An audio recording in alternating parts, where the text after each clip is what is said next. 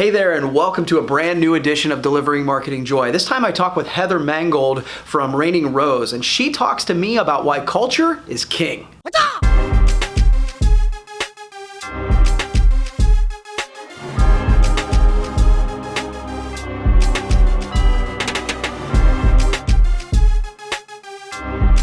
Hey there, and welcome to another edition of Delivering Marketing Joy. I am your host, Kirby Hassman, and joining me today, another industry rock star, an up-and-comer, as I like to say, Heather Mangold. She's the inside sales rep, national sales rep, I should say, for Raining Rose. Heather, thanks for taking the time. I appreciate it. Thank you. I am so excited to be here. First time. That's Woo-hoo. right. Woo-woo, indeed.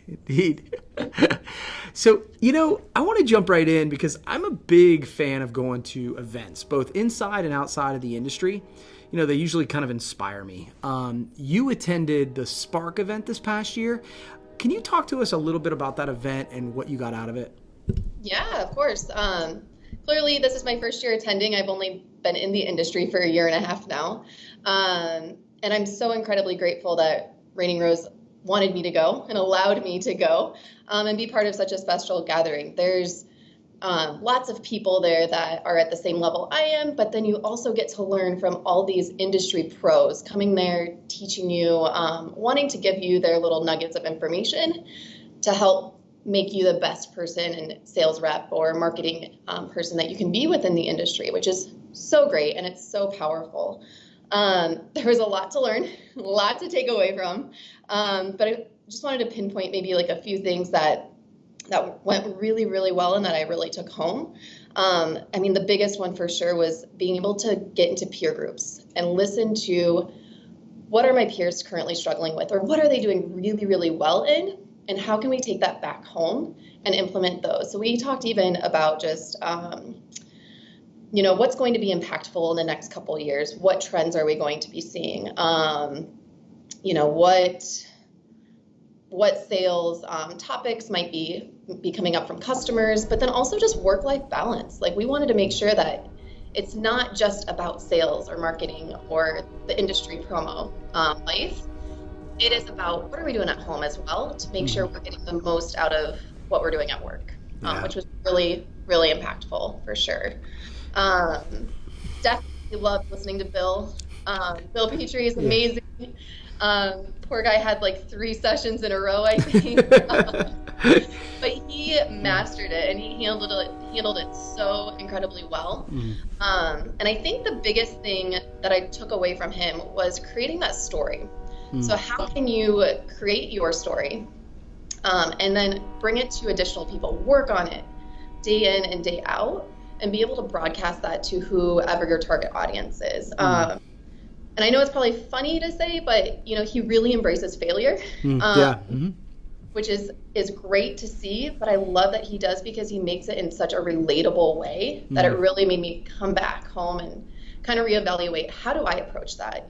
Sometimes I'm hard on myself, and it's just like, sometimes you got to stop, you got to breathe, and clearly, as he's proven, he's successful, and he's been able to learn from those. So, yeah, absolutely. I tell you, 2 things jump out. Number one, it was funny. I was actually just talking to Paul Bellantone the other day about LDW, and I said that my favorite part was just getting together with like-minded people. Like, there was all this great programming, and it was amazing. But the idea of just being able to bounce ideas off and see what's working here and there, sometimes that's what you take away from any conference, right? And I agree with you totally about Bill's take on failure. I think that's actually what separates people. A lot of people in the world today most people are unwilling to put themselves in an uncomfortable position. But that's how you do cool stuff. So that's great. I love that. So I'm always fascinated by a winning team and sort of a winning culture in business. It's something I think any leader should aspire to. And it seems to me that you guys at Raining Rose are kind of killing it on that front. You're building a cool team. So what do you think makes a good place to work? Thank you. We are so excited about who we've brought on board. We just had our team meeting actually, and everyone came home to Cedar Rapids, and we went out and we were able to just mesh as a group. And I think we have that team cohesion that companies are looking for. We're on the same page. We we have all these different ideas and different personalities, but they really came together, and there's so much excitement right now. But I think what really makes great companies, like you have these companies that they want to fit into this mold, and they want it, like they have this mold that they think they should look like this. But I think great companies set themselves apart by trying to figure out, what are our values? What do we want to represent? How do we want to work? And they create their own brand and their own like internal success based upon that. We always know that successful companies have great profit. They understand that profit is there. But I think great companies look past profit, and they're investing in their people. They are they're looking at the entire workplace environment. Is it fun and engaging? Like, do employees want to come and work for us? Yeah. Is there transparency from leadership down? I think when you bring a team along for the ride and they understand their importance of their role and why they are doing something, that transparency, I think, creates an entirely new mindset within those employees. Yeah. And it just creates awareness, and the teams then, come together, and it just creates passion too when they're working towards a common goal. Yeah. And lastly, I think they don't settle. They're always looking to evolve, forward thinking, to meet the needs and goals of the company. I think, when you become stagnant, or you're always like, oh, well, we always do it that way. Right. I mean, that's the worst.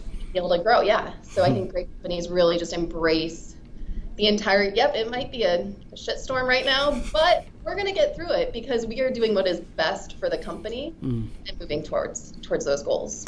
That's amazing. I love that. It's great advice. And I agree. And I think it's one of those things where it's easy to lose sight of. And so great reminders in that way. So thank you. Final question for you is, look, I'm always, like a lot of people, I'm looking to be inspired. So who are some people, could be in the industry, could be out of the industry, whatever, who are some people that inspire you? Absolutely. I think the first one that comes to mind, mainly because I see her posts every single morning, makes me want to kick my butt, get out of bed every single morning to go, not even work out, but just work on my faith, work on being a positive person. I know is who Miss you're going to Shannon say. Laredo. Yep. Oh my gosh, she is a hustler. She is one badass lady. Sorry if I can't swear on here too. I'm sorry. It's all good. No, it's good. That's a good one. Just in the promotional industry, she's created her story. She's consistent with it. She is going to not only talk about her needs within the promotional industry or what's going on, but her kids too. You get this, you just get the whole story with her, and it's great, and she's inviting. And I've only met her once down at, I think, the Hot Stuff show, but I feel like I've known her forever because you just get this great insight, and she's supportive to everyone too, which is amazing. That's a good one. Love her. So I have two more, I think. Okay. Another industry one, and I'm not saying this to be a brown noser, but I love her, Miss Lindsay Davis, because when I first started out in the industry, she was actually a sales rep, still based in Colorado. So she wasn't my boss yet. She took Cam and I, two new sales reps, into a new team that we had. We had never done an inside-outside before. And so she took us under her wing, and she just showed us the tools and resources that we needed that I'm still using today, which is because they're just so consistent, and they just work day in and day out. Love it. But now that she is my boss, I know I can go into her office and I can present something to her, whether it's good or bad, and she's going to give me that straight advice back. Like I feel confident walking in there. It's a very open relationship. And I just know I'm going to get what I need. Yeah. And I think that's a great outlook to have in a boss of being, it's empowering. Yeah, exactly. And then the last one, of course, my mother. Nice. My mom. I've always thought she's an amazing person, but it would have been April of 2018. She was diagnosed with stage 4 lung cancer, which it's tough. And the first few months were rocky, but she has come out stronger than ever. And she makes everyone, like, it's her daily like her daily feel good, just to make everyone else feel good. And she has the Nice. most positive outlook. And just this past week, she brought our entire team a charcuterie board. So Nice. she just is looking out for the needs of other people. And Oh, like, man. it's the holidays. So she's like, why not team promo? You get a charcuterie board of all whatever you need. So no, Yes. she's just, That's great. the last year has been awesome with her. So That's yeah. cool. That is incredible. Great job by you. You've answered my 3 questions. I give everybody a chance to ask me one. Do you have one for me?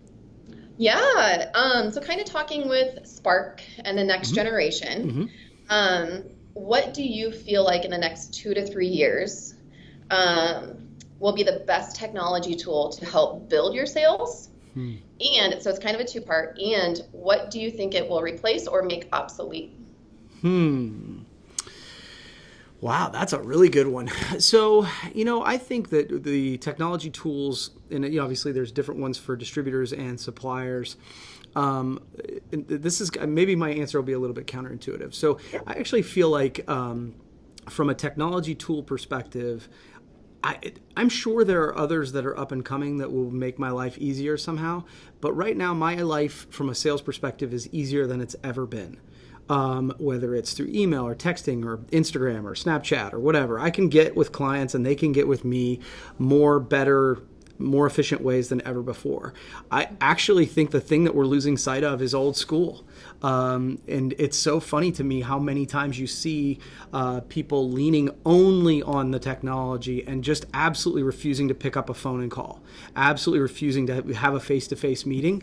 I actually had a conversation with somebody just the other day, and there was an email train, and it was going back and forth, and it seemed like every time there was a new email, it got pissier and pissier. And I picked up the phone after 2 or 3 of those. We had a quick, very candid conversation. Everything was great. And the person on the other end of the line said, you know what? I've never resolved a conflict in email. Not one time. And so I say that to say, I think we're all looking for the next easy button. You've been in sales, it doesn't exist. And so, to be honest with you, I think we need to lean a little less on every single new school thing that comes through and pick up the damn phone and call somebody. It's fair. As I say, as we do this over Skype. Right. Also. Cool. That's great. That's great. So thank you so much for taking the time to do this, Heather. It was a great question. You got me on that one. That was a good one. And we'll have to do it again, okay? Absolutely. Thank you so much. I appreciate it. Absolutely. So that's going to wrap up this edition of Delivering Marketing Joy. We'll see you next time.